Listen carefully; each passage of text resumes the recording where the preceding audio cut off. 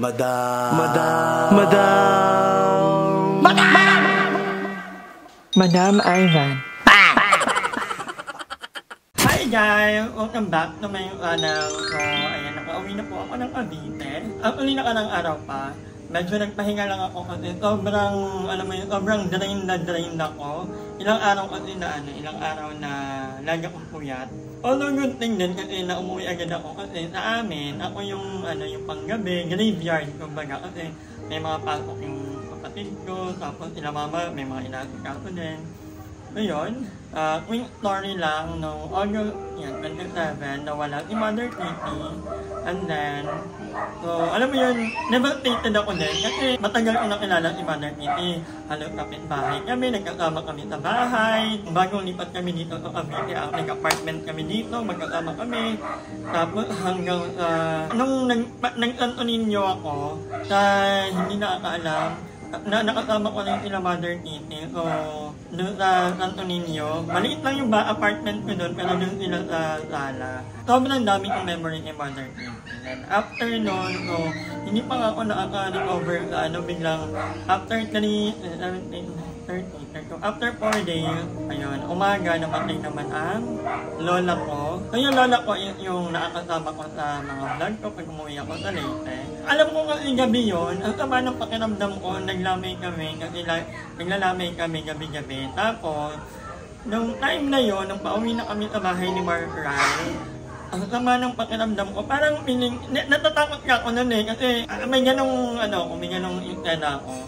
Nainit ka ako kayo kasi nakaharap niya, parang may something wrong. Tapos nung nakauwi na kami, hindi ako makatulog.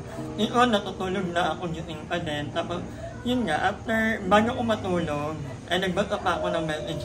Doon ko nakita, buti na nga lang nakita ko kaagad yung message ng mama ko na, yun, wala na yung lola ko.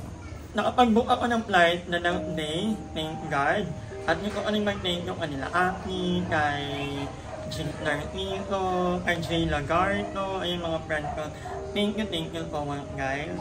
Ayun. Nalulungkot ako yes, pero somehow, hindi naman thankful, pero alam mo yun, parang nakapagpahinga na yung lola ko. Kasi 95 years old naman na ang lola ko. Nabutan niya ang World War. May mga time actually, pag umuwi ako ng Leyte na parang iiyak ka, bigla na lang ang iiyak.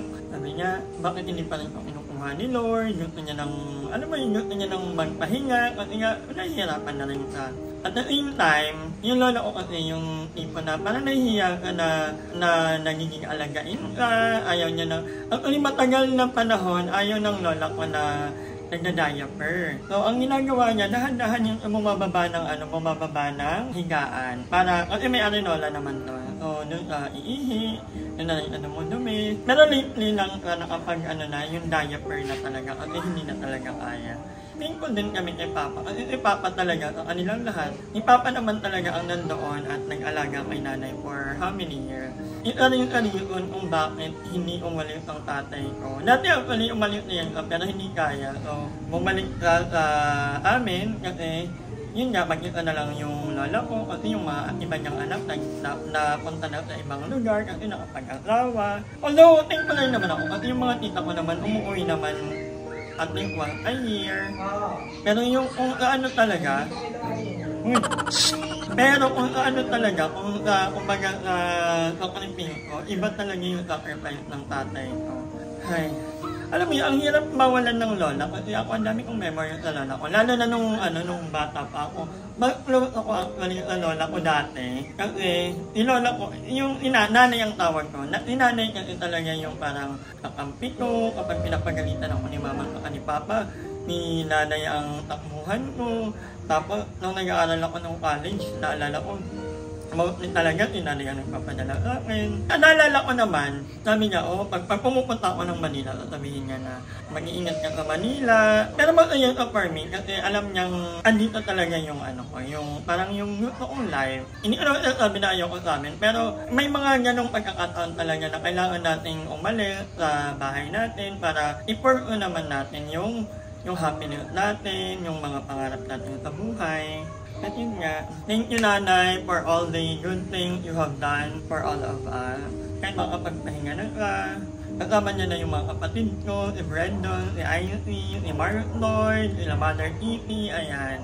Nandun na sila. Ngayon, actually, andito rin sila Aye, pero ayoko muna silang i-turbohin kasi si Aye actually nagpapahinga. And andito rin sila Darla, si Andrew. Pero ganun pa man, kahit na sabihin natin malungkot tayo, hindi tayo pwedeng magpakalungkot dahil may mga ano pa tayo, may mga obligation pa tayo sa buhay. Actually, may mga plano ko before na kailangan lang ma-adjust. Very, very light. Gawa nga na itong mga nangyari sa amin ni Aye. So, pero I think makakaya naman. Kakayanin natin to. So, yung business, kung ano mang travel na meron tayo, itutuloy pa rin natin. Pero paunti-unti lang muna. So, gusto ko mag-thank you sa lahat ng mga kawanger na nag-message, nag-comment. Hindi ko man kayo ma-replyan, hindi ko man ma-like or ma-heart yung mga comment nyo. No, na sobrang na-appreciate ko po lahat ng mga words of encouragement nyo. Maraming salamat po. And yeah, thank you din pala sa mga relatives namin sa father side kanila, Tita Bobet, kay Tita Baby, Tita Booth, Tita Wen, Tita Carlos, Tita Zenya, lahat ng Pinggol and Tabarana family. Thank you so much.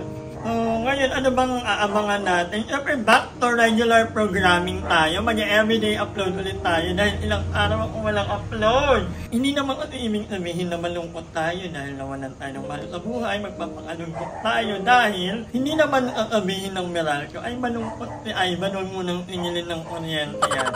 Diba? Hindi naman gano'n. So, back to regular programming. Mag-upload ulit tayo. Yung ibo namin, actually mag-ibo kami kaya lang, I have to put it on hold. Actually, medyo na put back. Ilang araw lang naman, gawa ng may mga angel na kaganapan sa binyag na pupuntahan ko. Kasi a-attend talaga ako ng binyag. Yun talaga yung reason. So, isasama ko si Aye, so ating Joven, para may kasama rin ako doon. Oh, for Elcon, kasama ko si Elcon. Hindi ko na iiwanan. Kasi kawawa naman. Diba? Wala kang ginawa, kundi ang ginagawa mo dito. Elcon pa lang nagka-camera. Hi ka naman dyan. So, yeah. Sobrang thank you sa lahat ng mga patuloy na tumutuport. Hindi po akong namamaalam. Magpapaalam lang ako sa lola ko. Formally, kasi yeah, nasa-heaven na pa. We love you, nanay, and sorry kung pataway ako. Alam ko namang love na love ako ng lola ko. And kayo naman, ng mga nanonood, habang andyan pa yung mga lolo, lola nyo, parents, lahat ng mga loved ones natin. Habang andyan pa sila, iparamdam natin na mahal natin sila. Hindi man tayo laging nandoon, pero kahit yung ano lang, yung tawag, or simpleng pangangamusta, it means a lot. So, kamustahin natin sila.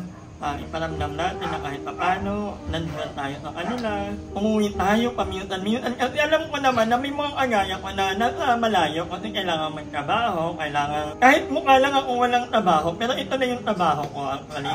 Technically. So, parang kailangan na, kahit sabihin ko na, bakit hindi ako umuwi sa amin? Iba po kasi ang kapag nandito ako, kapag nasalite ako. Aminado naman ako doon. Iba talaga yung impact kapag kasama ko ang mga bayot, nila Aye. Kaya I have to go back here. Lalo na may nag-aaral pa akong kapatid. 4th year na sa Elaine, mag-aral ka mabuti. James, huwag mo nang gagawa ng baby. Kailangan mo nang mag-aral ni ate at mag-Amerika para humanda na ang buhay. So, kay Pet din, ang kapatid ko, mag-aral ng mabuti. Huwag muna, ay sabagay, nag-aaral. Actually, yung mga kapatid ko, yun ang kagandahan. Kasi mga palaaral talaga sila. Hindi sila yung sobrang bulakbo. Ay, hindi yung sila bulakbo actually. I'm happy with that. So, abangan nyo rin ang mga magiging, namin lingon.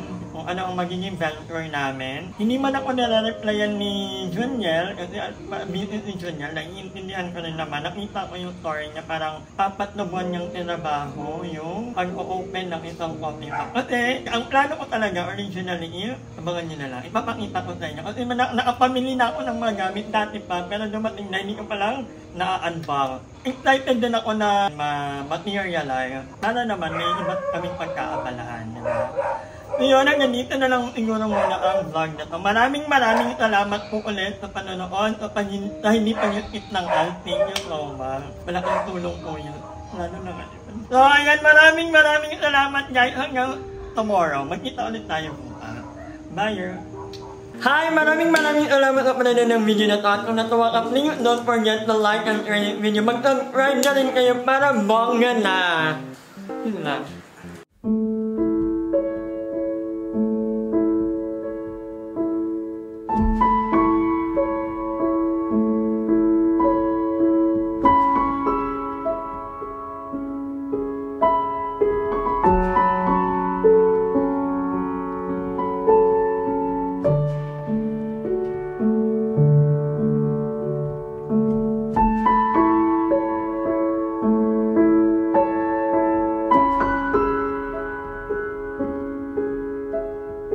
you.